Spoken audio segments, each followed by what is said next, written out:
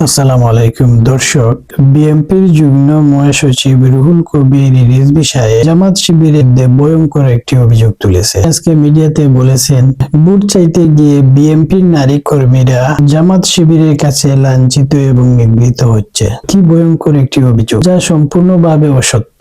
বরং বিএনপি জামাতের নারী কর্মীদেরকে বিভিন্নভাবে হেনস্থা করছে। বিএনপি নেতা কর্মীরা জামাতের মহিলা কর্মীদের মাথা ফাটিয়ে দিয়েছে আমরা দেখেছি, লাত্তি মারতে আমরা দেখেছি, হিজাব খুলে টেনে নিতে আমরা দেখেছি। বিএনপির আরেকজন নেতা জামাতের মহিলা কর্মীদের পাজামা খুলে নেওয়ার কথা বলছেন। জামাত এই বিষয়গুলো নিয়ে প্রতিবাদ করেছে, কিন্তু তার বিপরীতে বিএনপির একজন সিনিয়র রাজনীতিবিদ রুহুল কবির রিজভী সাহেব, তিনি তার কর্মীদের বিরুদ্ধে কোনো ধরনের ব্যবস্থা গ্রহণ না করে সরাসরি জামাত কর্মীদের উপর দোষ দিয়ে দিলেন। এই বিষয়গুলো দেশের সচেতন মানুষ, নারী সমাজ সহজে নিবে না। 5 আগস্ট পরবর্তী বাংলাদেশের নাগরিক, ছাত্র সমাজ, দেশের সচেতন মানুষ এবং বিশেষ করে বাংলাদেশের নারীরা রিজভী সাহেবের এই অভিযোগ সহজে গ্রহণ করবে না। এই বক্তব্যের মধ্য দিয়ে তিনি তার কর্মীদের নিয়ন্ত্রণ না করে বরং এসব ঘটনা আরো ঘটানোর জন্য উস্কানি দিলেন।